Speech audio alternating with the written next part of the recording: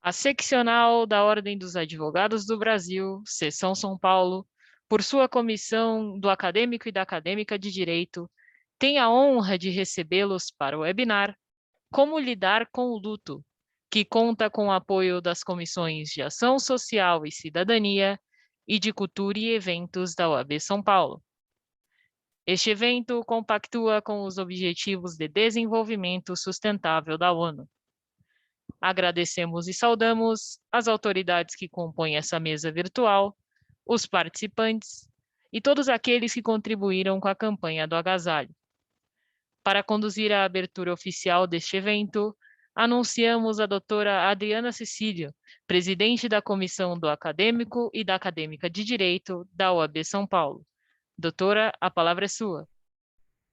Olá, boa noite a todos e a todas. É um prazer recebê-los aqui em mais um evento da Comissão do Acadêmico e da Acadêmica de Direito da nossa OAB de São Paulo. Primeiramente, eu quero iniciar a minha fala fazendo a minha autodescrição, de acordo com as nossas regras de inclusão da Comissão do Acadêmico e da Acadêmica, em respeito às pessoas com baixa visão ou com deficiência visual. Bem, eu sou uma mulher de cutis branca, tenho cabelo longo, cacheado, nesse momento ele está um pouco ruivo, estou com uma blusa com um vestido verde estampado, atrás de mim tem uma estante com livros e aparece a guarda da cadeira. Eu estou levemente maquiada.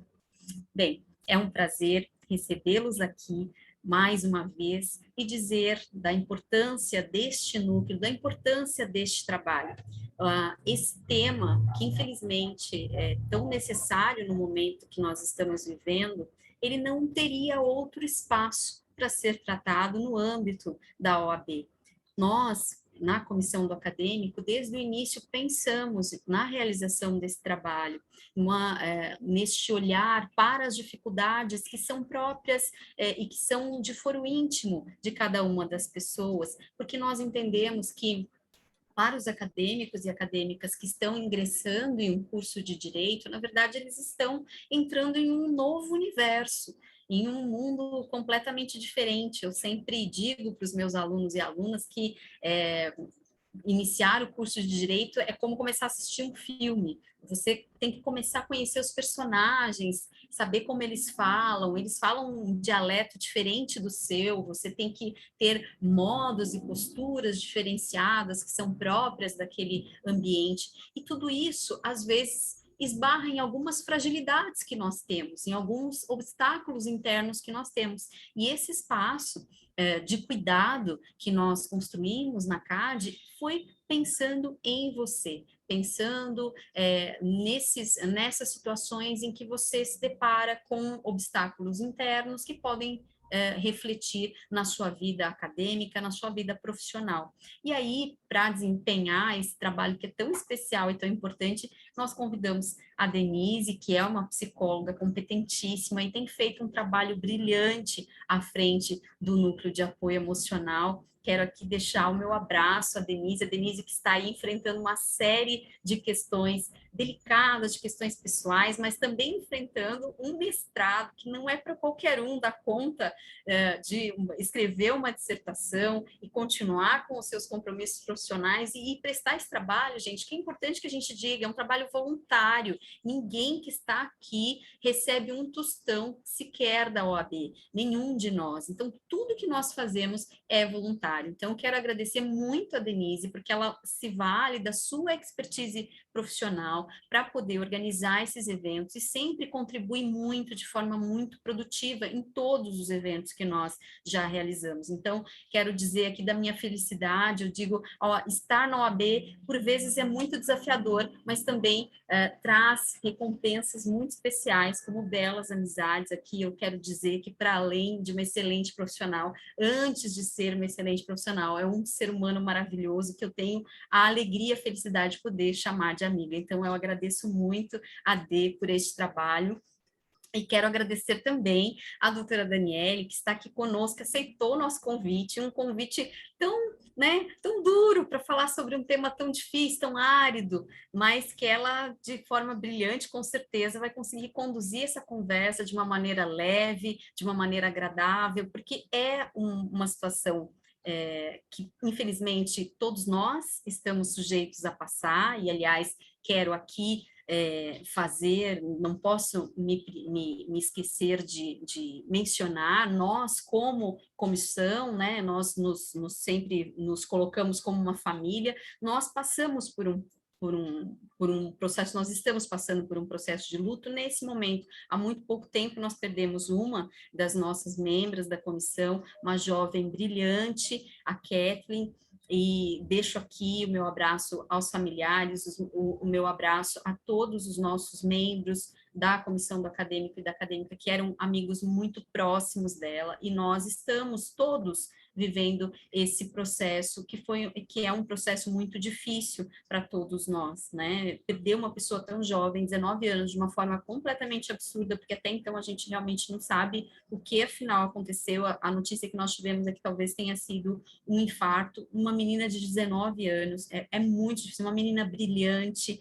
que tinha, assim, uma alegria, contagiante, uma menina extremamente competente e que tinha um futuro brilhante pela frente, então pegou a todos nós de surpresa, foi e está sendo ainda um processo pelo qual nós estamos tentando passar aí da melhor forma possível, nos apoiando, e eu quero deixar aqui o meu abraço, o meu agradecimento a todos os membros da CAD, porque nós, nesse momento de dor, a gente viu o quão unidos nós somos, né? E realmente foi um processo, dentro dessa dor nasceu uma coisa muito bonita, que foi esse apoio mútuo, né? Essa força entre nós todos. Então, quero agradecer mais uma vez a doutora Daniele e dizer que tem essa questão interna conosco ocorrendo nesse momento, para além de diversos coordenadores e coordenadoras, diversos membros da CAD que tiveram, infelizmente, né, parentes e amigos, pessoas próximas, pessoas queridas, que infelizmente acabaram partindo, muitos em razão do Covid. Então, é um momento que a gente precisa ouvir um pouco sobre isso, como lidar com esse sentimento tão duro, tão difícil de enfrentar. Então, eu agradeço de todo o coração, doutora Daniele, por se dispor a vir aqui compartilhar o seu conhecimento conosco, viu? Quero agradecer também a Letícia, a Amanda, o Jefferson, que são nossos acadêmicos e acadêmicas da CAD. A Letícia é nossa embaixadora na Unifunec, a Amanda é nossa acadêmica, está conosco aqui, o Jefferson também está conosco na CAD. E eu sempre digo, né, tudo que a gente faz pensando que nas instituições de ensino existem pessoas como vocês. Eu tenho tudo que a gente pensa, todos os trabalhos que nós organizamos, a gente pensa, vamos fazer o melhor que nós podemos, porque a gente vai conseguir alcançar essas pessoas que são engajadas, essas pessoas que estão levando o curso a sério, essas pessoas que querem o melhor para si e que estão construindo a sua história com muita força de vontade, com muita determinação. Então, eu quero agradecer a presença de vocês aqui, dizer que vocês representam os colegas de vocês, representam de forma, com certeza, de forma muito brilhante os colegas de vocês. Então, não quero me alongar nessa saudação inicial, só preciso fazer já pedir desde já escusas, queria muito poder ficar até o final do evento, mas hoje eu leciono, então eu não posso, né, ficar, vou ter que sair, vou ter que me ausentar em breve, mas quero deixar aqui meu agradecimento a todos e a todas, e vou passar a palavra para os nossos acadêmicos se apresentarem, depois passo a palavra para a Dê, para que a doutora Daniele possa iniciar a sua exposição. Por favor, Amanda, a palavra é sua. Boa noite a todos e todas. Eu sou Amanda Mel, acadêmica de Direito. Estou no 4º semestre, estudo na FAM, Faculdade das Américas. É uma honra, estou muito agradecida por estar aqui, agradecer imensamente a doutora Adriana pelas oportunidades, e eu vou fazer minha autodescrição. Eu sou parda, tenho os cabelos pequenos, acima dos ombros, estou levemente maquiada. Atrás de mim tem uma parede americana e rosas, brancas, vermelhas e roxa.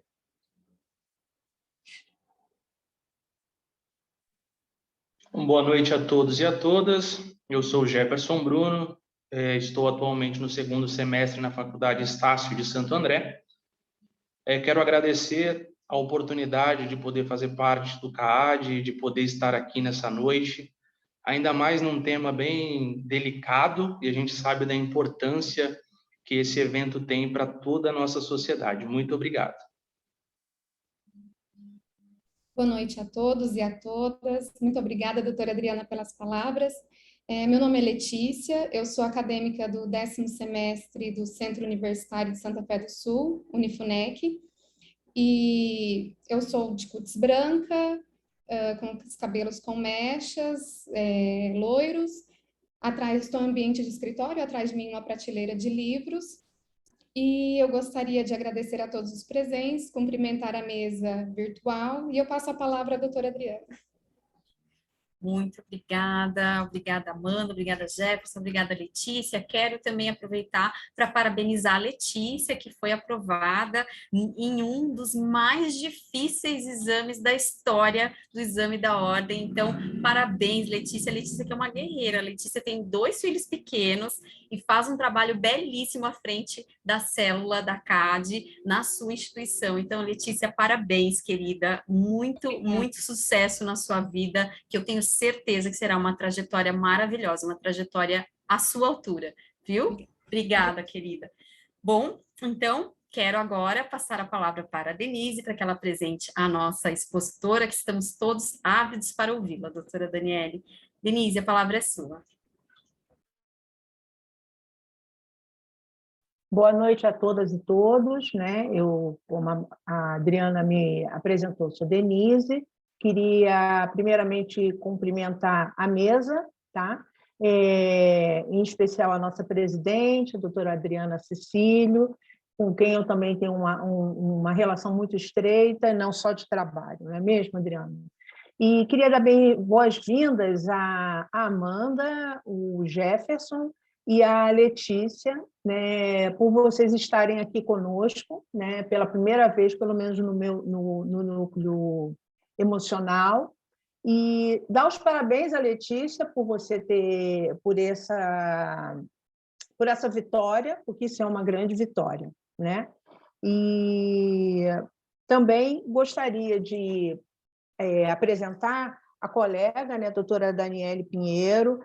Ela é uma psicóloga formada pela FMU, trabalha com atendimento clínico de adultos com base psicanalítica há 2 anos, trabalha com a produção de conteúdo para redes sociais, como o Instagram, a fim de produzir reflexões descomplicadas sobre os temas da psicologia. Isso é importantíssimo, né, Daniele? Porque, às vezes, as pessoas tendem a achar que o nosso trabalho é muito, muito mais complicado, né?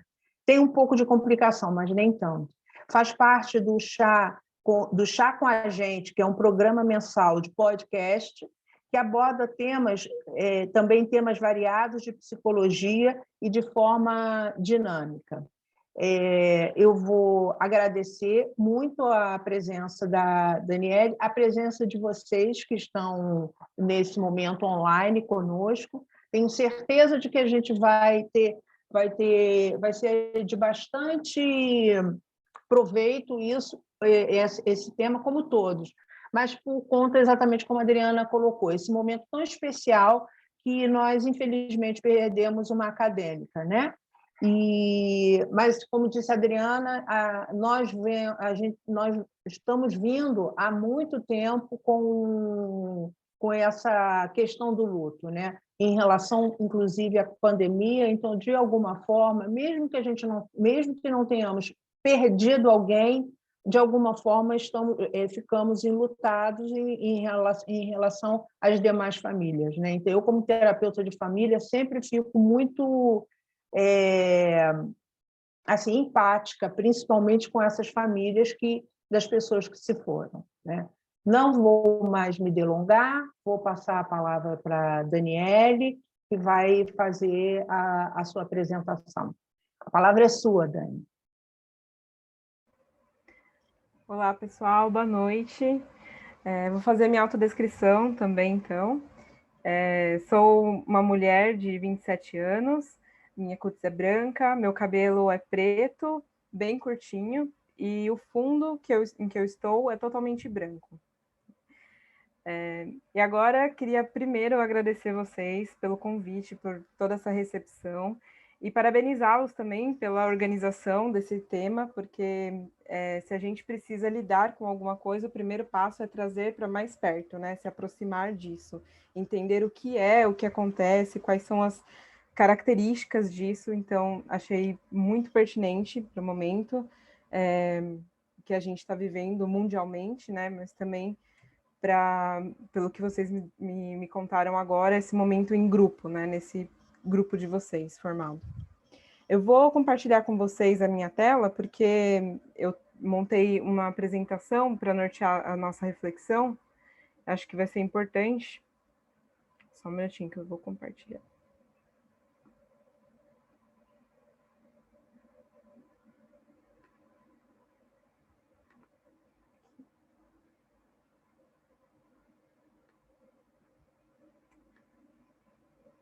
Tá?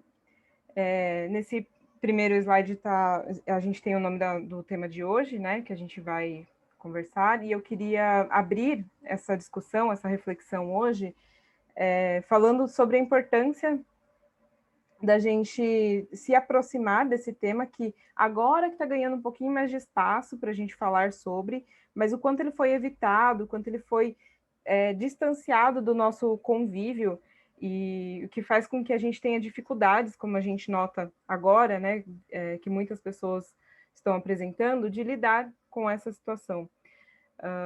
A minha intenção aqui hoje, além de trazer as reflexões a respeito do luto, da gente aprofundar um pouco mais nesse tema, de atender as pessoas que passaram não só por perda de pessoas queridas, perda de entes queridos, de familiares, como também perderam espaços sociais em que podia ter algum tipo de convívio, perderam emprego, perderam relações, perderam inúmeras situações, sabe, de perda. Hoje aqui eu não quero discriminar tipo de perda, qual tipo de perda é mais importante mesmo, porque cada um vive isso de forma singular para si mesmo. Então, considero pertinente a todos nós que tivemos algum tipo de perda nesse momento, tanto de pessoas amadas, quanto também de uma situação, por exemplo, que era prazerosa para si e que não pôde mais. E especialmente nesse momento, nesse mundo pandêmico que estamos vivendo, ressaltando esse luto que a gente vive do luto que a gente tinha antes, porque a gente não vive mais o luto como antes, a gente não pode fazer os mesmos ritos sociais que a gente fazia antes para lidar com essa situação. Então, é um acúmulo de perdas e que acaba resultando numa fragilidade nossa e interfere em questões do dia a dia, como trabalho, desempenho acadêmico, desempenho profissional. Então, sem demorar mais, vamos lá, vamos começar.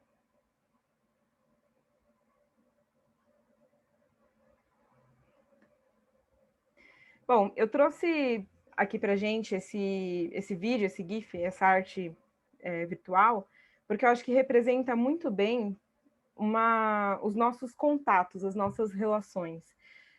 Eu quero abrir essa discussão agora falando do significado do luto, o que representa o luto para a gente, né?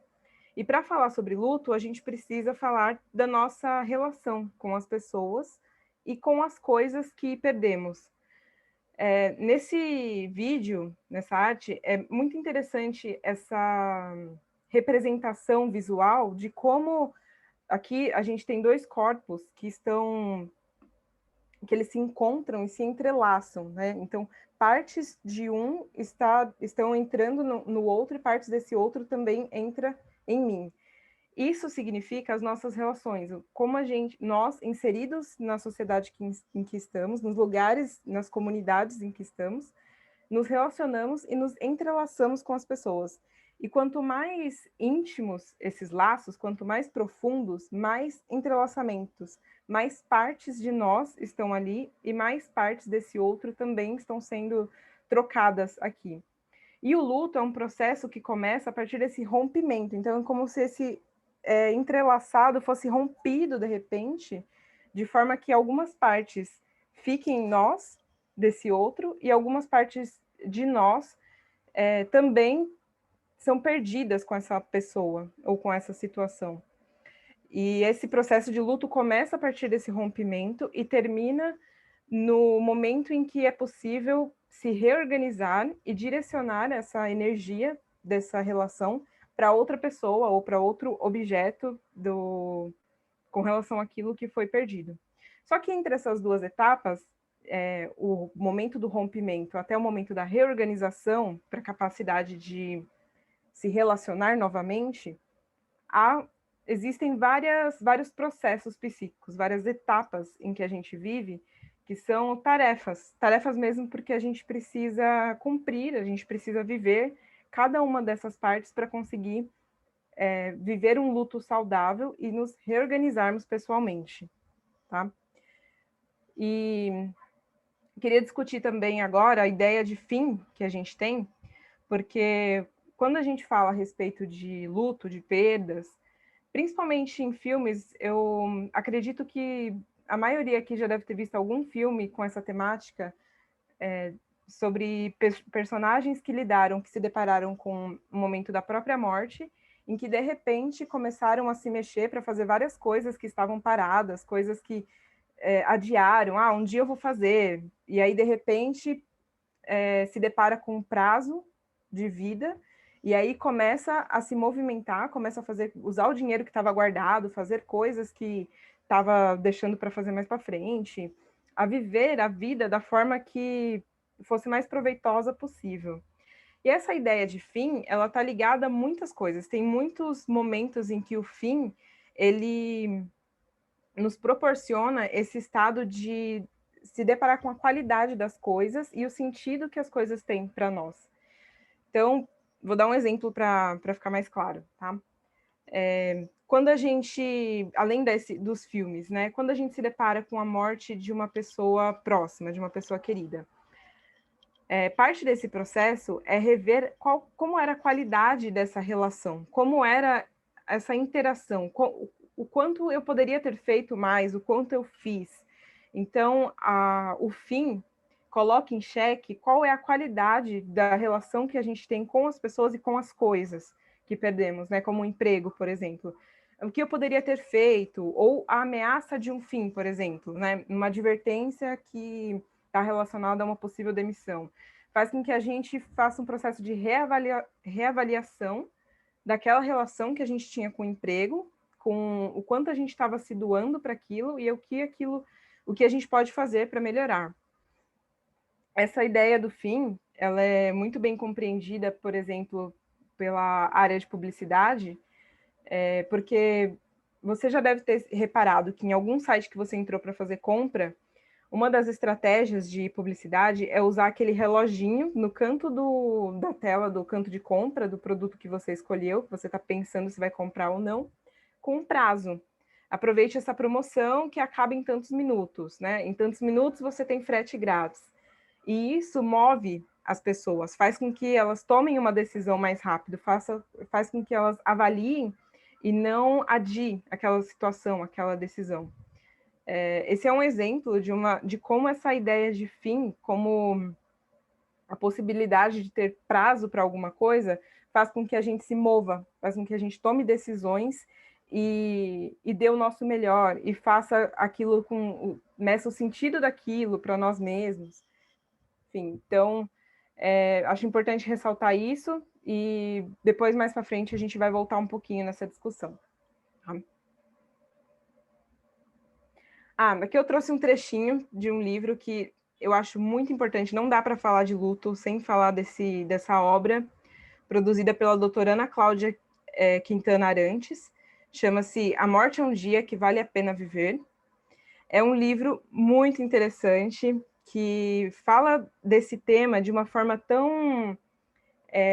ao mesmo tempo que é delicado, como eu posso dizer, me fugiu a palavra. É delicado, mas ao mesmo tempo é verdadeiro, sabe? É como se a gente estivesse ignorando muitas coisas nesse momento de luto e ela traz, como essa ideia do fim, por exemplo. Esse trecho que eu destaquei aqui, só um minutinho que eu estou com a tela na frente. As pessoas morrem como viveram. Se nunca viveram com sentido, dificilmente terão a chance de viver a morte com sentido. O que ela está dizendo aqui nesse trecho é que a forma como a gente morre tem total sentido como a forma que a gente vive. Se a gente teve uma vida sem sentido, uma vida que não aproveitamos, que não fizemos coisas que estivessem colada com a nossa experiência de ser nós mesmos, coisas que fazem sentido com a nossa existência, com a nossa vida, a nossa morte também será desse jeito. Agora, se a gente teve uma vida que vale a pena viver, aquela vida que foi feita a partir de decisões verdadeiramente coladas a si, a sua experiência de si mesmo, uma vida que você deu sentido, então a morte vai ser um momento de fechamento desse ciclo. É um momento é parte de todo esse processo. Então, uma coisa que ela chama muita atenção nesse livro é que a morte, algo que a gente evita falar, algo que a gente se distancia, traz, na verdade, muitas reflexões sobre a forma que a gente vive. Ela é parte de um processo, e quando a gente distancia, quando a gente evita, faz com que essas reflexões da ideia do fim, que eu estava falando, fiquem distantes também. Então, a gente adia. Então, a gente não quer pensar sobre isso agora. Então, a gente deixa para lidar no momento que vier, e aí acaba sendo de uma forma disfuncional, de uma forma que prejudica o seu desempenho nos lugares em que você precisa atuar. Então, é uma indicação de leitura muito rica, não dá para falar de luto sem falar sobre esse livro. E também não dá para falar de luto sem falar sobre as 5 fases do luto, né? Elas são... Essa é a teoria da doutora Elizabeth Kübler-Ross. Ela foi... A doutora Adriana já está mostrando que ela também já tem o livro, já leu, eu vi o rostinho dela feliz quando eu comentei no slide passado. Depois você comenta, então, o que você achou, qual foi a sua percepção interessante. Não dá para a gente falar também sobre luto sem falar sobre as 5 fases em que a gente vivencia. Lá no início, eu falei que o processo de luto ele começa quando há esse rompimento, né, uma perda, e termina com a aceitação, a reorganização do ser frente àquela perda. E no meio dessas 2 tarefas, existem algumas outras tarefas, algumas outras fases que enfrentamos. Eu vou detalhar um pouquinho cada uma delas, para a gente pensar junto, e eu acho que pode ser muito rico para vocês também tentar se perceber nesse momento. Por exemplo, nessa primeira fase da negação, quando que isso aconteceu com você? Quando que você se identificou vivendo isso, fazendo coisas referente a essa fase? Tá? Pode ser muito rico, porque se perceber é uma das primeiras tarefas para você entender onde você precisa de ajuda, onde que está difícil para você, onde que você pode olhar com mais carinho, fazer coisas que contribuam para esse momento, tá? Então, vamos lá, vamos começar. A negação, desculpa, a negação aparece como uma primeira fase, geralmente, e é uma primeira resposta a essa nova informação que precisa ser assimilada. A negação ela é um mecanismo de defesa do ser humano e geralmente aparece, é visível em momentos em que as pessoas expressam, por exemplo, não é possível, a palavra não se repete muito, sabe? Não caiu a ficha, não dá para acreditar. Essa é uma primeira reação que a gente tem a alguma coisa que é difícil de assimilar, sabe? Não só nesse momento do luto, como também em outros momentos da vida em que alguma coisa foge do planejado, alguma coisa acontece fora do que você estava esperando, e aí a reação desse mecanismo de defesa é o primeiro momento. Não pode ser. Não acredito. Esse mecanismo de defesa, assim como todos os outros, pode ser vivido de uma forma saudável e flexível, tá? É normal que ele apareça, principalmente nesse primeiro momento, mas ele também pode ser vivido de uma forma rígida e inflexível, que é uma negação extrema daquela realidade, a ponto de você continuar a sua vida, viver a sua vida negando essa informação. Por exemplo, uma pessoa que está vivendo um luto e que está fixa nessa fase da negação, que está vivendo essa fase da negação de uma forma rígida, ela costuma fazer coisas na sua rotina, no seu dia a dia, como se aquilo não tivesse acontecido, sabe? Negando aquela nova informação, aquela realidade. Ela afasta de si essa informação a ser assimilada. Então, esse momento da negação, ele pode ser vivido, assim como todas as outras fases, pode ser vivido de uma maneira... É normal que apareça, né, saudável, mas também pode ser vivido de uma forma rígida. A raiva geralmente aparece logo em seguida, e é uma reação de quando você começa a buscar causalidade para aquilo que aconteceu. Como isso pode ter acontecido? Por quê? Quem é o culpado disso? A culpa é de quem? E aí essa raiva pode ser direcionada a outras pessoas, né? Então, é a culpa de tal pessoa que isso aconteceu, e que eu perdi esse emprego, por exemplo. Ou direcionada a si mesmo, com autorrecriminações, né? Eu não presto para nada, eu sempre acabo com tudo, né? Eu não consigo fazer nada, tudo que eu toco se destrói, enfim. Esse momento da raiva também é uma fase vivida nesse momento de luto e que tem também a possibilidade de uma vivência mais saudável e tem uma possibilidade de uma vivência um pouco mais rígida nesse momento. Então, é direcionado a totalmente o lugar de culpa. Eu vou para o lugar de culpa onde existem mocinhos e existem vilões da história, né, que fizeram com que aquilo acontecesse. É uma cisão, né? Eu separo totalmente pessoas que são totalmente ruins, pessoas totalmente boas e que fizeram com que isso acontecesse. Enfim. A barganha, que vem de barganhar, de trocar, como é a palavra? Negociar, de troca. É um momento também muito comum, uma fase do luto muito comum. Geralmente acontece quando as pessoas começam a fazer apelos a Deus, por exemplo, para não levar aquela pessoa que está em processo de morte, está num hospital, e eu estou vivendo aquele início de luto com aquela pessoa. Então, aparece geralmente em promessas, né? Se essa pessoa melhorar, eu vou fazer isso, isso, isso.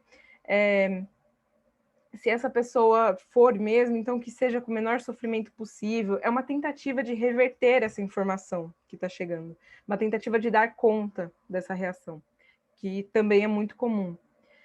Pessoas não religiosas, por exemplo, porque eu dei esse exemplo de pessoas que começam a barganhar com Deus. No fim de um relacionamento, a pessoa terminou com você e aí você começa a pensar, não, mas eu posso mudar, eu posso fazer coisas diferentes, a partir de agora eu vou fazer isso, aquilo, e vai ser diferente, mas não termina comigo. É uma tentativa de reverter aquilo, né, aquela decisão, aquela informação. Então, a barganha é uma das fases também. E depois, a depressão.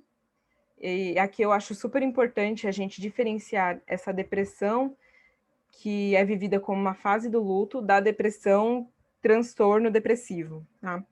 Essa depressão é completamente normal, é importante que ela seja vivida, porque eu não sei se ficou visível nessas 3 primeiras fases, na negação, na raiva e na barganha, são momentos em que a informação de perda ela está mais distante. A negação está negando essa informação. A raiva, a informação está um pouquinho mais próxima, já entendi que isso aconteceu, mas está difícil ainda lidar com isso. Né? Na barganha, por exemplo, eu estou tentando negociar, estou tentando mudar essa informação. Já na depressão, essa informação já chegou até mim. Eu já entendi que aconteceu uma perda. Eu já estou triste por essa perda. Então, é um processo, é um momento de assimilação dessa informação. É muito comum, nesse momento, em que a pessoa perca o interesse externo pelas coisas externas, em que ela entre num processo mais introvertido, mais individual. Porque, para a psicanálise, por exemplo, as relações acontecem através de investimento de energia, investimento de libido. Libido é energia de vida, tá? Resumidamente falando. essa energia, ela é direcionada às pessoas ou aos objetos em que a gente se relaciona, ou a algum emprego, ou algum lugar em que a gente frequenta. E quando a gente perde essa relação, quando a gente tem essa ruptura, a energia volta para nós. Então, a depressão é esse momento em que a energia é reinvestida em nós mesmos. É comum que aconteça um retraimento, então, que a pessoa apresente comportamentos diferentes daqueles que apresentava antes, de interesse pelo mundo externo, por coisas que traziam lazer, conforto. E essa depressão é um momento, a gente não tem como medir, é um processo muito individual o tempo em que você passa por cada uma dessas fases, mas se você tem um dado externo de perda relacionado a essa depressão, já dá para a gente pensar numa fase desse luto, né? E a aceitação, que geralmente acontece no fim desse processo de luto, que é o momento em que essa informação já chegou até mim, eu já entendi essa informação, isso aconteceu, eu estou em contato com essa realidade, com esse fato concreto, e agora já é possível eu me reorganizar para eu conseguir direcionar essa energia para outras pessoas ou outros lugares também. Então, aqui é um momento de reconstrução dessa ruptura. Se o luto é um momento em que há uma ruptura desses laços, em que essas partes ficam desprendidas, soltas, partes de mim se foram e partes de mim partes desse objeto, dessa pessoa ficaram comigo, a aceitação é um momento de reconstrução. O que dá para fazer agora com isso que ficou, com o que eu tenho hoje, com esses dados concretos, né, de realidade? Então, esse momento da aceitação, geralmente, é essa possibilidade. E vale ressaltar também que essas fases, elas não acontecem nessa ordem cronológica, né? Nessa ordem em que a gente pontuou aqui, em que a gente organizou a fins didáticos, né? Ela pode acontecer, por exemplo, você chegar no momento de aceitação, voltar para o momento de negação, voltar para algum momento de barganha. Isso é possível que aconteça, é possível que as pessoas vivam o luto pulando alguma dessas fases, isso pode acontecer também. É muito particular, mas a psiquiatra que teorizou essas fases do luto, ela encontrou muito comum em todas as pessoas, tanto os parentes que estavam acompanhando o processo de morte dos pacientes, quanto os pacientes que estavam vivendo a própria morte. Tá? E, seguindo, gostaria de falar agora um pouquinho a respeito da cultura, do papel da cultura com relação ao luto.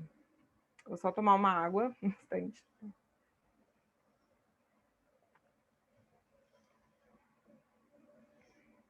Aqui eu trouxe essa imagem, que a maioria deve conhecer. Essa imagem se tornou um meme, ficou conhecido por muitas pessoas, aparecia direto na internet, principalmente em vídeos em que as pessoas estavam fazendo alguma coisa arriscada, e aí havia um corte nesse vídeo e aparecia esse trecho, essa imagem, que é um vídeo de homens que estão carregando um caixão com uma música animada e eles estão dançando. E para a gente, olhar uma imagem dessa é muito estranho, porque culturalmente a gente não vive o luto dessa forma. A gente não vive o processo de enterro, o processo de velório dessa forma, né? Essas pessoas, esses homens da imagem, eles têm uma profissão eles são carregadores de caixão. E em Gana, na cultura deles, é muito comum em que uma pessoa que morre depois dos 60 anos, que é mais ou menos a expectativa de vida deles, tem esse tipo de comemoração. Eles comemoram esse momento da morte como uma vida bem vivida, uma vida bem aproveitada. Então, essa é a forma cultural deles lidarem com esse momento de luto, com esse momento de perda. E para a gente aqui, é curioso porque é muito estranho. A gente pensa, nossa, uma música animada, pessoas dançando, né?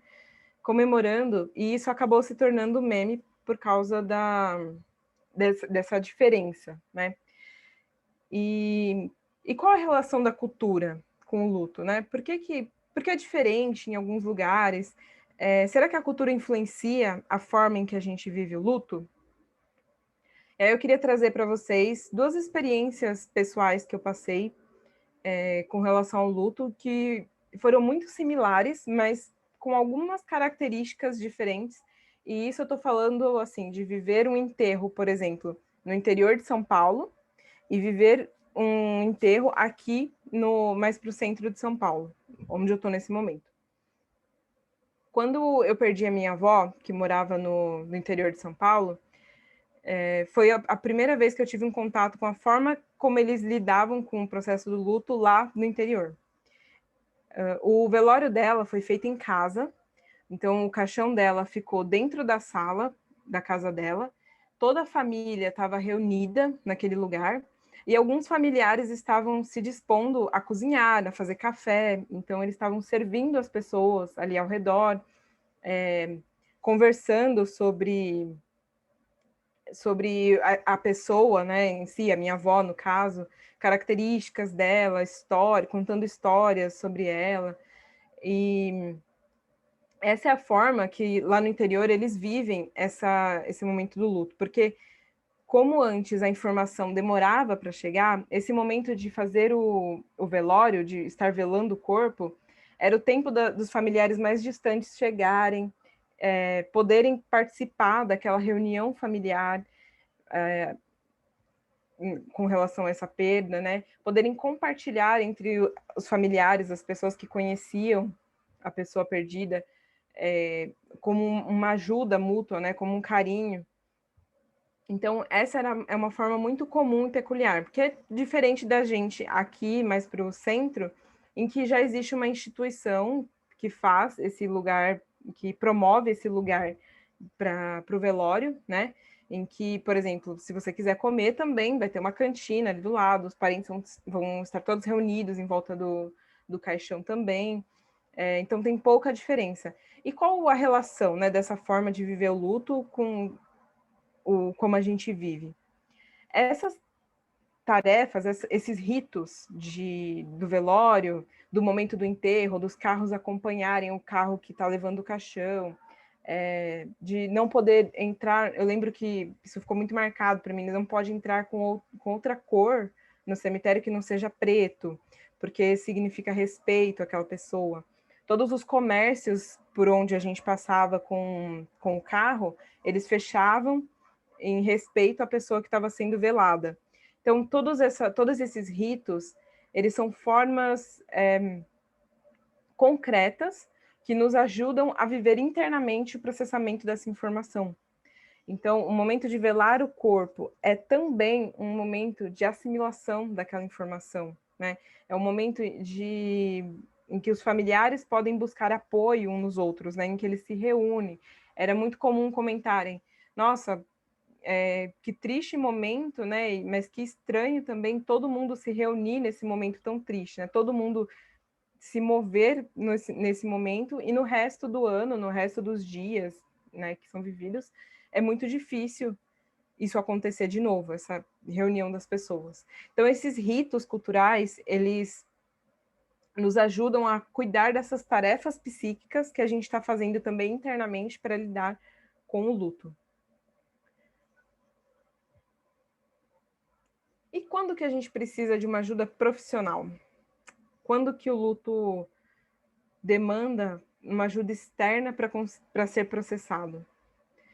Aqui eu trouxe a diferenciação de luto-melancolia.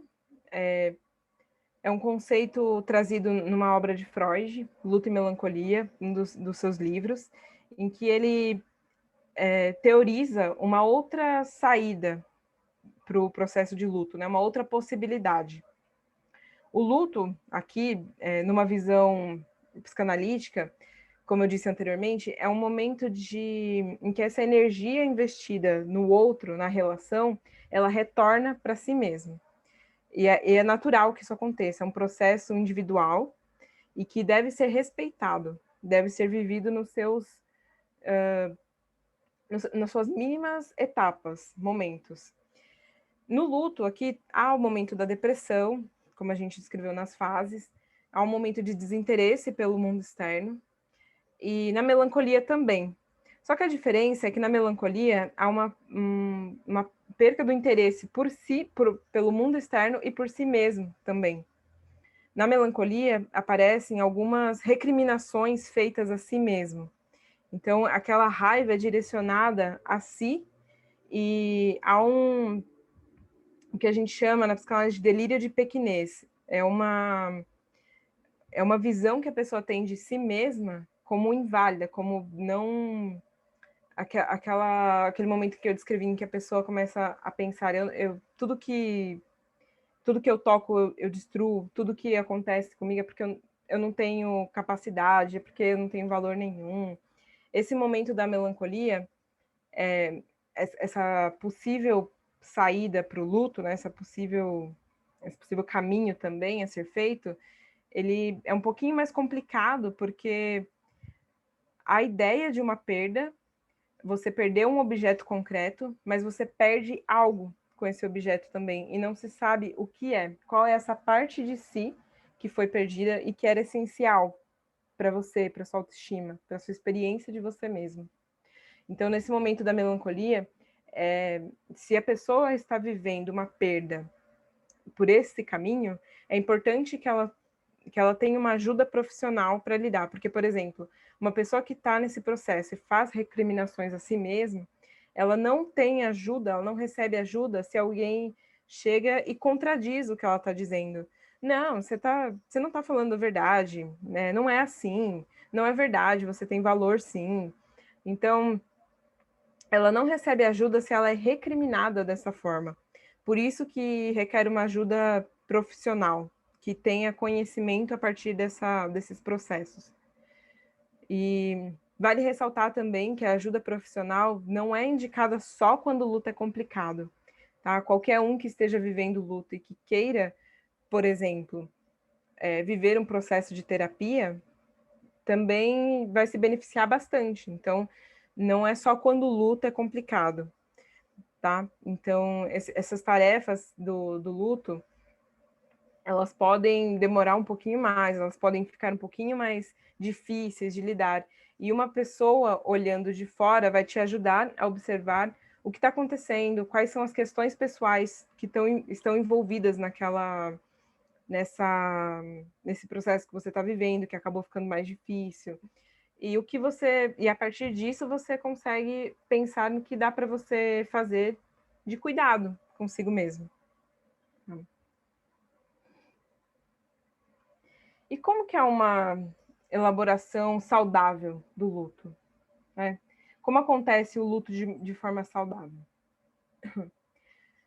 Bom, primeiro, é muito importante isso que a gente está fazendo, dar espaço para falar sobre perdas, sobre mortes, sobre luto. Porque se a gente se distancia de alguma informação, de alguma coisa, fica muito mais difícil lidar com isso. Quando a gente se aproxima, a gente tem mais ferramentas, a gente consegue entender o que precisamos para passar por aquele momento. Então, o espaço para a gente falar sobre isso é essencial. Muitas vezes a gente, quando uma pessoa perto perde alguém, a gente fica com aquela sensação, eu não sei o que dizer, eu não tenho o que dizer e eu não sei o que fazer também para ajudar. E realmente, palavras nesse momento são muito difíceis. Mas não significa que a gente não possa fazer nada. Existem coisas que ajudam a pessoa a viver esse processo. E aí eu queria trazer uma outra referência de livro para vocês, que eu não coloquei nesse slide, mas que é esse aqui, se chama Depois do Fim, do Daniel Bovolento. Eu não sei se alguém aqui conhece, mas esse é um livro de 2016, e que ele faz um trabalho muito legal de processos de fins de relacionamentos, que não deixa de ser uma forma de luto, né? Aqui nesse livro, ele organiza os capítulos de forma cronológica, passando desde o início, quando a gente começa a entender que o relacionamento está acabando, até passa pelo término, passa pelo pós-término, como é, e depois como é reviver, dar espaço para uma outra relação, né? Conseguir se reorganizar e se relacionar de novo. Esse livro é um exemplo de ferramenta que a gente pode usar para lidar com o luto, por exemplo. Eu lembro que tem um capítulo que ficou muito marcado para mim, em que a personagem, ela tá entendendo o que tá acontecendo, o fim do relacionamento, ela tá no carro com o ex-namorado, e ele tá comunicando. E aí eles passam pelo Mac, ele pergunta se ela quer alguma coisa, ela fala que não, e aí depois, até ele deixá-la em casa, ela pergunta, né, mas aconteceu alguma coisa? Você quer me falar alguma coisa a respeito disso? E aí ele fala que não, enfim, aí ela chega em casa e a primeira reação que ela tem é de pegar um táxi e reviver esse caminho, refazer esse caminho. E aí até descreve aqui no livro que ela não quer levar para a cama aquele pensamento, aquela sensação, que a cama seja palco para aquele momento de término, sabe? Então ela refaz esse caminho, passa pelo Mac de novo com o taxista e volta para casa. E aí a gente fica pensando, né, mas para quê? O que significa isso? Por que ela quis reviver esse trajeto? E eu achei super interessante, porque tem momentos na perda em que a gente não consegue explicar racionalmente por que a gente precisa daquilo. A gente só sente que precisa fazer. Ela só sentiu que precisava refazer aquele caminho como uma forma de reelaborar aquela informação, como uma forma de reelaborar aquele momento que ela viveu. Dessa vez, sem o ex-namorado, sem o ex-namorado presente. Então, eu achei muito interessante e pertinente para falar, por exemplo, sobre luto de relações, porque é uma ferramenta, assim como tantas outras. Essa aqui foi uma ferramenta pessoal para mim, e acredito que para outras pessoas também, porque esse autor ele fala principalmente sobre fins de relacionamentos. Então, para mim, colou, sabe? Para mim foi importante. E você, vivendo uma perda, um luto nesse momento, precisa encontrar as ferramentas que colam para você, que são importantes. Sabe quando você está passando você está usando o Instagram e de repente no seu feed aparece alguma frase que te impacta de alguma forma? Você fala, nossa, vou salvar isso aqui. Nossa, isso foi importante. Ou alguém fala alguma coisa, você escuta alguma conversa no metrô, no trem, ou escuta você vê em algum filme, alguma frase, alguma coisa que faz total sentido. Essas coisas que são as nossas ferramentas. Então, se aproprie disso, traga isso para mais perto, tente entender o que é aquilo. Se você gosta de escrever, escreva memorandos para si mesmo, né? Se você gosta de acompanhar conteúdos, tire um tempinho do seu dia para escutar isso. É importante no momento de luto em que a gente dê espaço para essas reações não tão racionais, mas que a gente sente necessidade, sabe? Depois que eu perdi a minha avó, eu fiquei eu senti muita necessidade de fazer algo que era muito específico da nossa relação, que era um bolo de amendoim que ela fazia. Então eu pedi para minha tia me ensinar a fazer, e todas as vezes em que eu vou para o interior, eu lembro disso, eu peço, às vezes a minha tia já faz. É uma forma da gente relembrar dela com carinho, sabe? É algo dela que ficou. E a elaboração saudável do luto é fazer com que essas coisas que ficaram do outro faça parte da nossa vida a fim de ser nossa também, sabe? Quando uma pessoa vai embora, ela deixa algumas coisas, algumas características que é normal que no momento de luto a gente passe a aderir, a fazer. Então, a gente começa a usar expressões que essa pessoa usava, a gente começa a se interessar por coisas que essa pessoa interessava, e aí, depois de um tempo, a gente começa a entender que essas coisas também pertenciam a nós, também fazem parte do nosso interesse. Então, essa é uma elaboração desse processo de luto também saudável. E aproveitando essa reflexão do luto saudável, eu queria trazer também o conceito de estoicismo da filosofia, porque o estoicismo, bem resumidamente, depois, se alguém tiver interesse, pode procurar. No YouTube, por exemplo, tem um vídeo da Casa do Saber. É só você pesquisar por estoicismo, Casa do Saber, já vai aparecer. Que é muito interessante, que é uma filosofia, é um termo da filosofia que significa viver conforme a natureza. Então, é viver conforme a natureza das coisas. Conforme as coisas acontecem, você tem duas escolhas.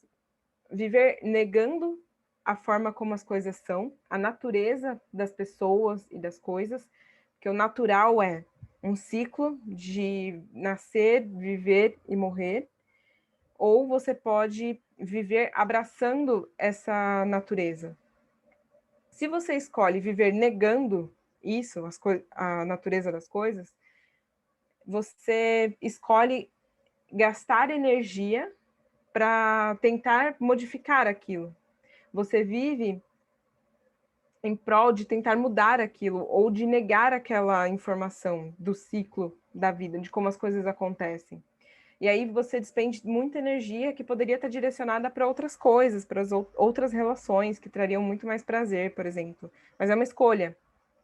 E no estoicismo, viver conforme a natureza significa escolher entender que eu não posso mudar as coisas como são, mas eu posso mudar a mim mesmo, a minha relação com essas coisas, a forma como eu enxergo.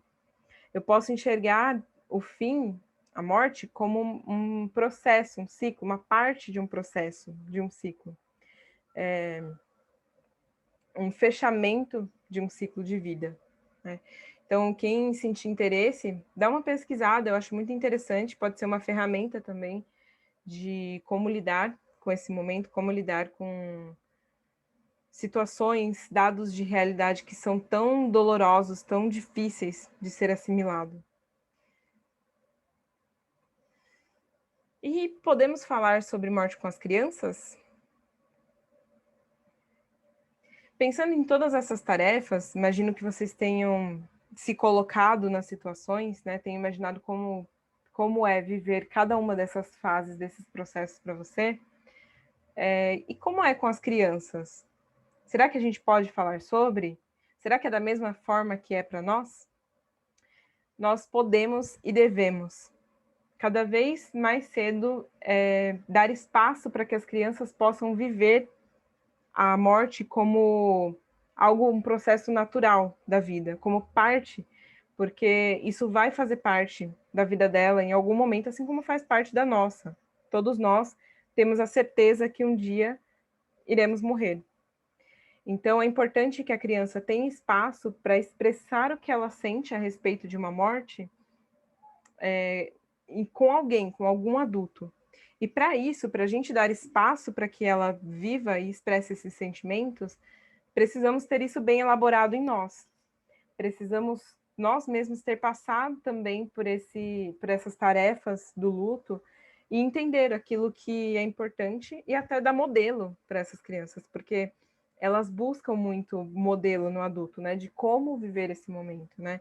Quais são as coisas que eu posso fazer que vão me ajudar nesse momento? Falando sobre crianças, eu lembro de um relato de uma amiga, psicóloga infantil, que trouxe uma vez um caso em que a criança tinha um animalzinho de estimação, ela tinha um peixinho. E os pais chegaram a dizer que, a fim de não causar algum sentimento ruim na criança, a fim de não frustrar a criança, no momento em que esse peixe, isso tinha acontecido 2 vezes, o peixinho tinha morrido e eles recolocaram outro peixinho no lugar, parecido. E a criança percebe que, por exemplo, o aquário que estava ali, sempre, com aquele peixinho todo dia, de repente está vazio. E aí, de repente, o peixinho, tem outro peixinho lá. O peixinho está de novo naquele lugar. E quando os pais fazem isso, essa substituição, eles privam a criança de viver, começar a entrar em contato com o luto, começar a entrar em contato com formas de elaboração dessa informação do luto. E aí, quando a gente priva uma criança e ensina a substituição, a criança pode agregar esse modelo como uma forma de lidar com as perdas na vida. E aí a criança pode entender futuramente, nas suas relações adultas, que a substituição é uma saída para lidar com o luto. Que a substituição é a forma correta, é a melhor forma. Então, no lugar de viver os sentimentos que aquela perda me traz, eu vou tentar substituir por outra coisa. E então, nós somos modelos constantes para as crianças, para como lidar. Por isso que a gente precisa trazer essa informação de uma forma mais madura, viver isso de uma forma mais madura, para que as crianças também possam crescer e aprender como elaborar isso de uma forma madura também.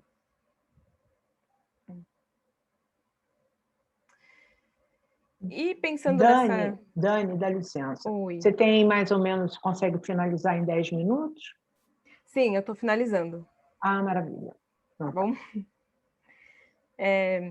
Então, para a gente finalizar mesmo, a gente está falando da ideia de morte, da ideia de fim. E aí, a morte é o fim? Queria chamar a atenção para vocês, para essas coisas que a gente está trazendo, que tudo isso nos remete a ciclos, a coisas cíclicas. Alguém morre e partes dessa pessoa ficam em nós, continua em mim, em outra pessoa que ele conhecia, em outra pessoa.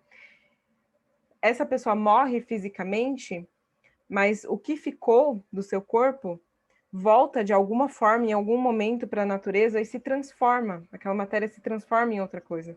A gente está falando de coisas cíclicas. Então, pensando para a psicanálise, por exemplo, o fim significa a não existência mais de uma coisa, o não investimento mais daquela energia naquela relação, para aquela pessoa, naquela situação. Então, o fim, ele pode acontecer mesmo antes de uma perda, de uma morte, que são aqueles momentos em que você está num relacionamento em que não te dá mais prazer, que não traz mais aquele ânimo, aquela vontade, aquele entusiasmo. Isso, sim, na ideia da psicanálise, é a morte. A morte, quando você não investe mais energia e não tem um retorno disso, né? Você faz coisas porque sente que é obrigado a fazer. Não porque aquilo te traz prazer, mas porque você acha que precisa, por algum motivo. E isso é adiar o fim, é viver a morte ainda estando naquela situação.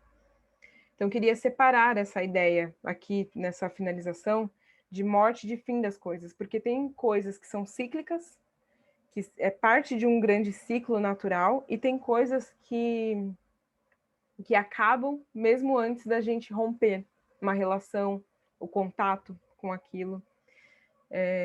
Então, só para a gente finalizar, aqui é minha deixa, queria deixar essa reflexão, agradecer vocês pelo espaço de hoje, pela atenção, pela disponibilidade.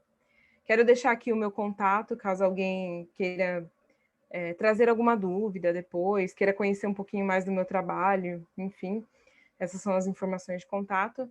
E essa é a minha deixa. Quero passar a palavra novamente à organização e agradecer novamente pelo espaço e pela atenção de vocês, por toda essa recepção maravilhosa. Muito obrigada, pessoal.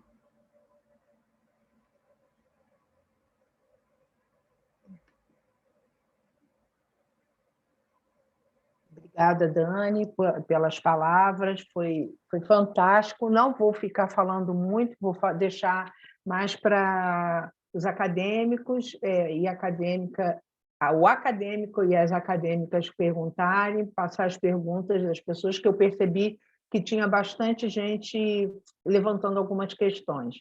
No finalzinho eu falo, tá?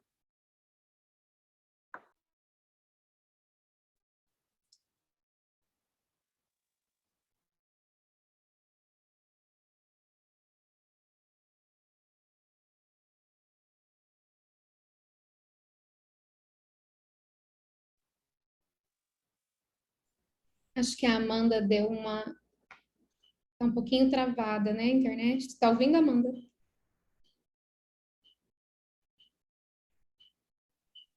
Tá me ouvindo?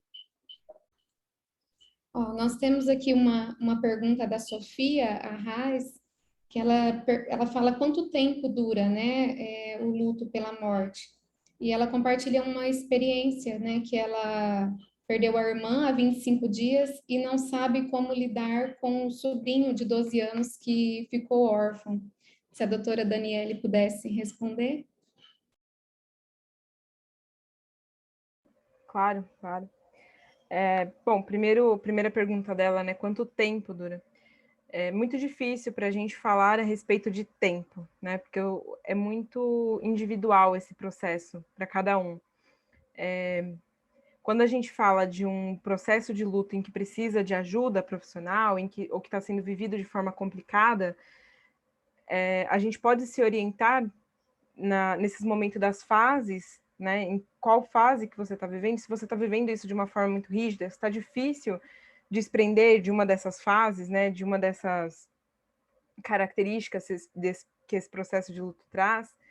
E é claro que se a gente fala, por exemplo, de um período de 5 anos, em que esse luto ainda está difícil, ainda traz reações emotivas inesperadas em momentos inoportunos. Então, é importante ter uma ajuda para ser processado, sabe? Então, o tempo ele é muito relativo. É melhor a gente pensar na qualidade de como está sendo vivido esse luto.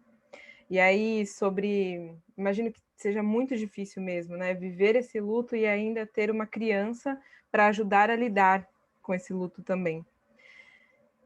A criança, quando ela pergunta, quando ela tem curiosidade sobre essas informações, é porque ela já tem condições de começar a assimilar aquilo.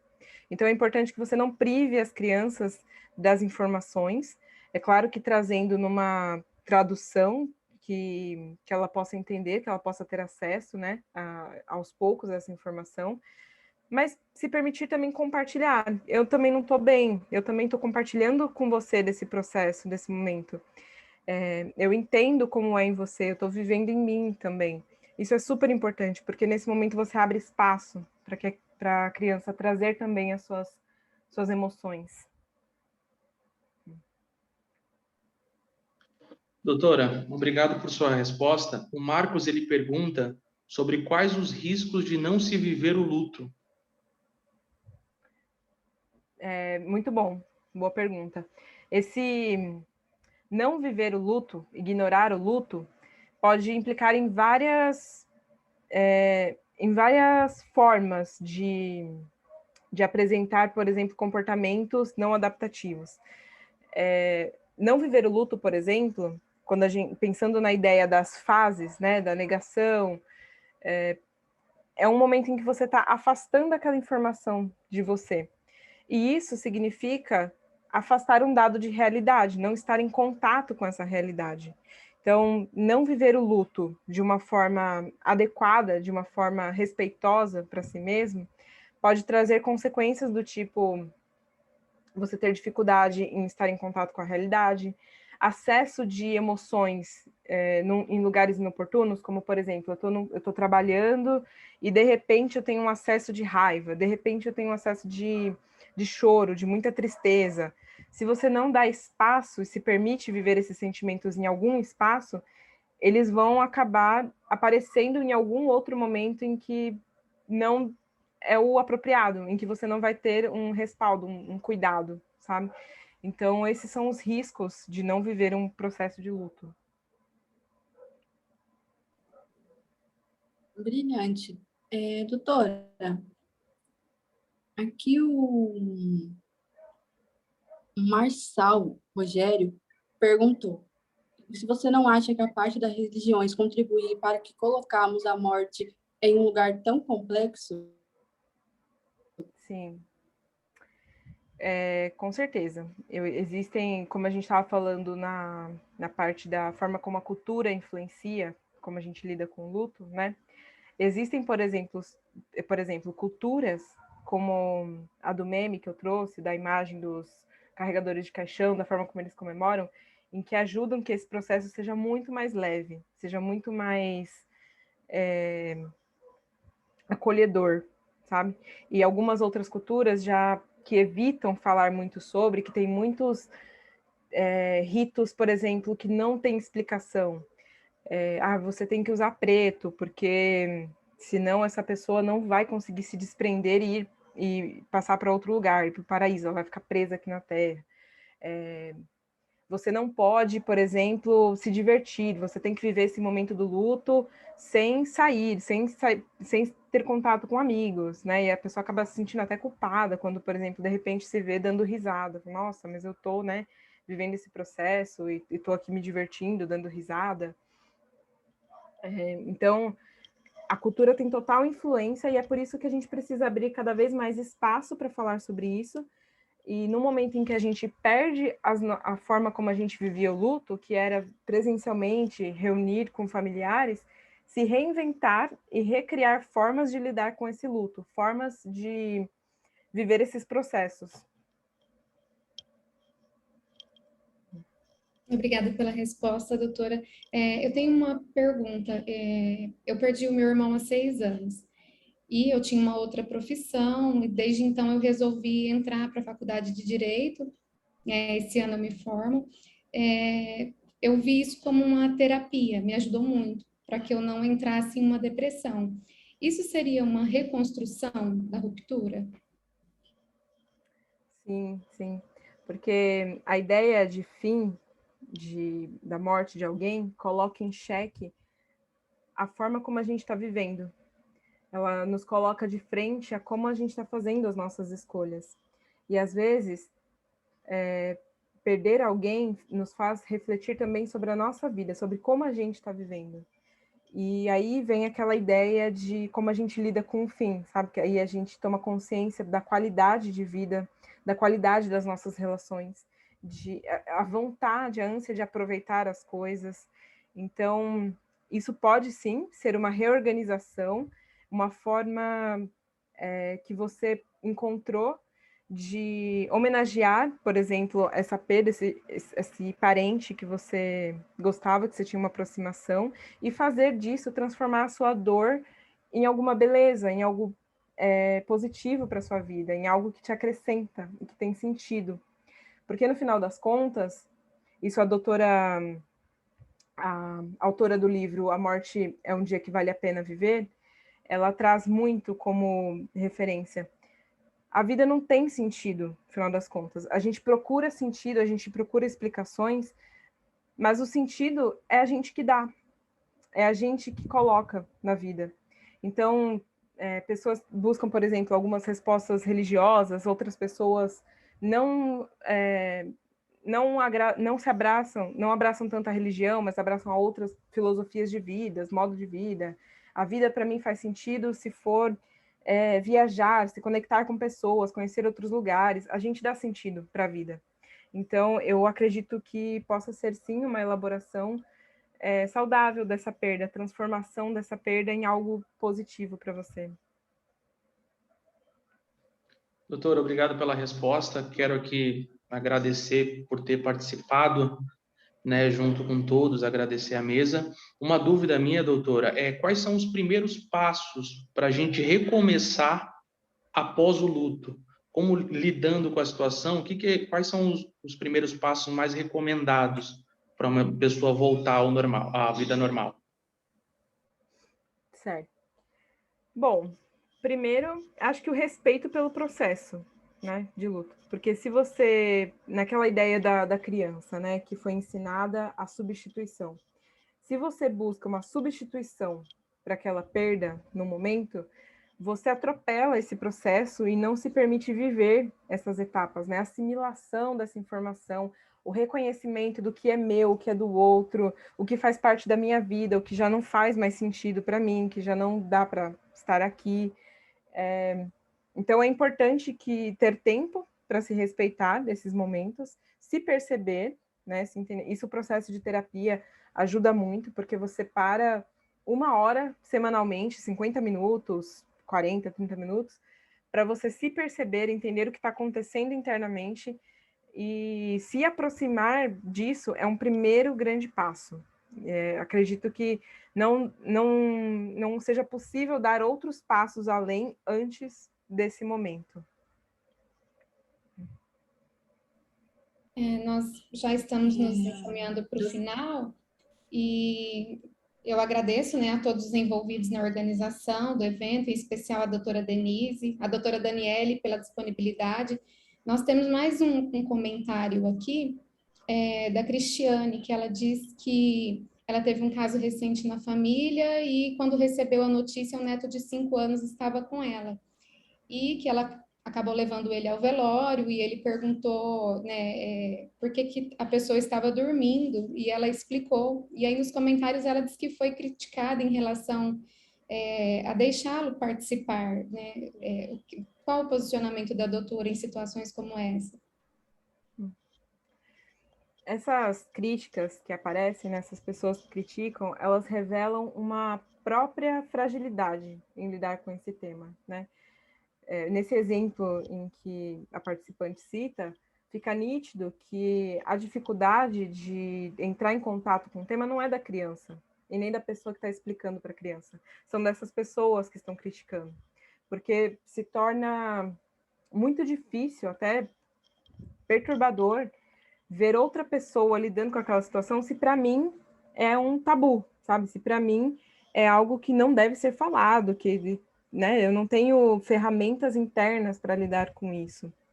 Então, a minha opinião, a minha posição a respeito disso, como eu disse na apresentação, é que as crianças devem sim ter espaço,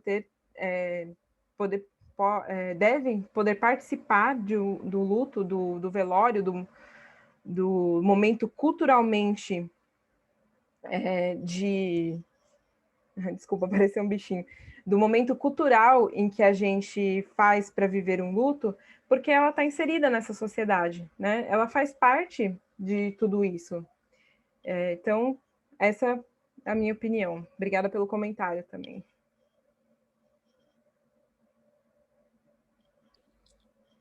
Doutora, eu tenho uma dúvida pessoal. Essa semana minha avó vai fazer 3 anos que faleceu, e eu gostaria de saber se viver do luto, após esse todo o processo de todos esses anos, ainda pode ser presente? Se viver esse luto após... Só para você entender a pergunta, tá? Se viver esse luto após 3 anos ainda é algo natural, é isso? Não sei se eu entendi. Tá. Sim, como a gente comentou, é muito peculiar o tempo em que cada um vive esse processo de luto, e aquelas fases que eu apresentei para vocês, elas são vividas de forma dinâmica, né? Você pode estar aqui no momento de negação, depois caminhar para aceitação, e mesmo após a aceitação, você retornar para alguma fase anterior. Isso acontece, e tem situações na nossa vida em que nos colocam de frente para esse sentimento novamente, né? Quando acontece, por exemplo, uma outra perda, nos remete a isso. E agora é o momento em que isso tá muito latente aqui para a gente, né? A gente está vivendo grandes perdas de parentes próximos, perdas de pessoas,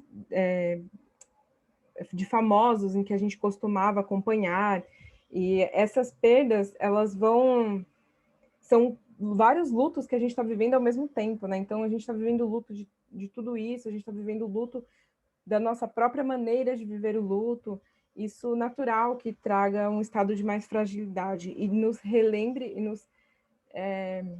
nos recoloque em lugares anteriores em que também foi difícil viver isso.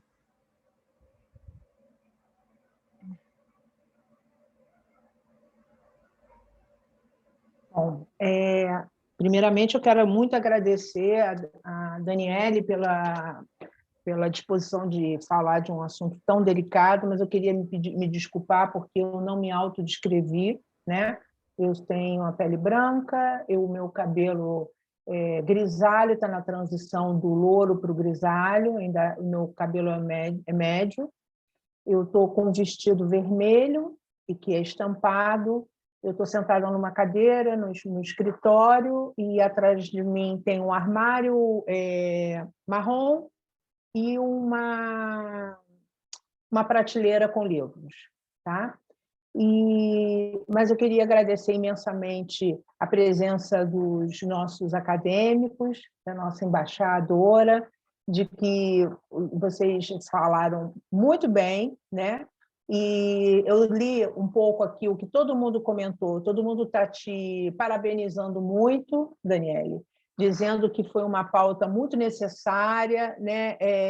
Porque a gente está convivendo com isso relacionada à pandemia, no que nós estamos vivenciando, como eu falei no início.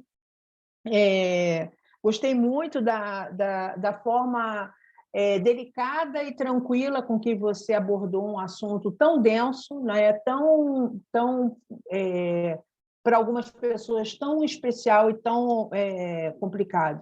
Eu só queria contar uma situação, como você trouxe, de que eu sou de uma família portuguesa e eu me lembro da minha avó quando ainda estava viva, na última vez que ela foi a Portugal, ela já era viúva há muitos anos, já tinha ido lá umas 2 vezes, mas ela foi nessa última, ela me falou que ela precisava comprar roupas pretas, porque ela não era de Lisboa, não era do Porto, ela era, como eles chamam assim, aldeia, ou seja, um município pequeno.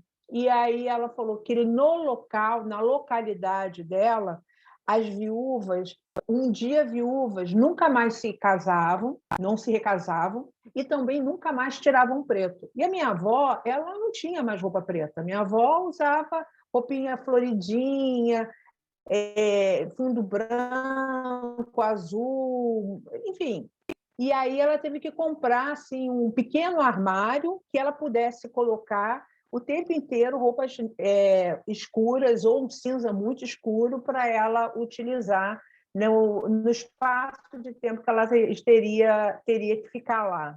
Né? E aí me chamou muita atenção isso, né? E por um acaso nada. Eu fui, na verdade, eu tive a oportunidade, na última vez que eu viajei, eu fui a Portugal e eu fui a essa aldeia, né? E fui conhecer o lugar onde a minha avó tinha nascido. E aí, quando a gente chegou lá, nesse dia, tinha exatamente um falecimento de uma senhora de mais de 100 anos. E aí, o que nos chamou mais atenção foi o seguinte, parecia uma cidade fantasma, tudo fechado, tudo fechado. Todos foram se dirigiram para a igreja, onde haveria o velório, né? E depois o velório foi dentro da igreja, né? E depois eles iriam para o cemitério, né?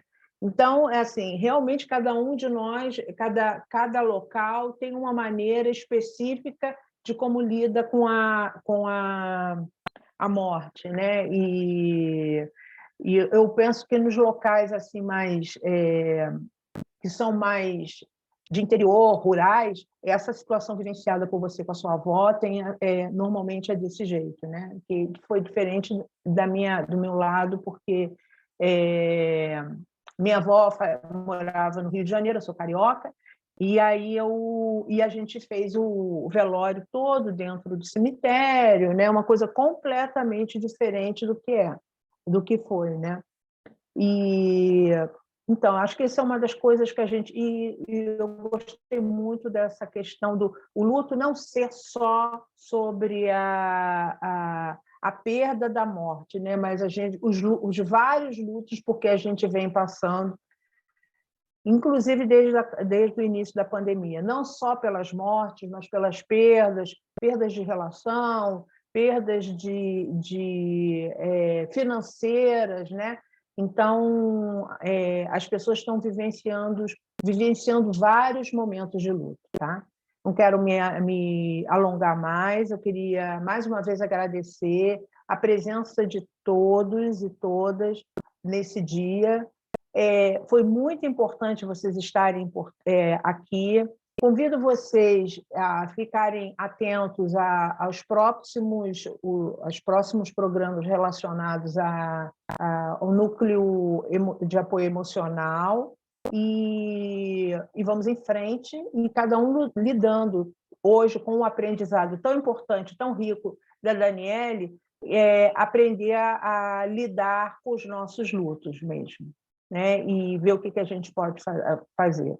estão dizendo, mais uma vez, a Thalita está dizendo ótima pauta e a Sandra falou parabéns a todos. Muito obrigada, gente. Boa noite. Aguardo vocês para uma próxima oportunidade. Se não for no mês que vem, será em novembro, e aí, se for em novembro, será a nossa última do ano. Ok? E participem das outras palestras da comissão, que são sempre tão importantes. Ok? Muito obrigada. Daniele, você quer falar mais alguma coisa? Só tenho a agradecer vocês e me colocar à disposição aqui. Eu sei que é um tema delicado e que muitas pessoas estão fragilizadas nesse momento, então eu fico à disposição também, tá? Como um espaço aberto para ouvir. E então estou por aqui para todos vocês. E muito obrigada novamente, pessoal. Um abraço, gente, e um beijo. Gratidão por vocês terem vindo hoje. Até logo. Gratidão. Tchau, tchau.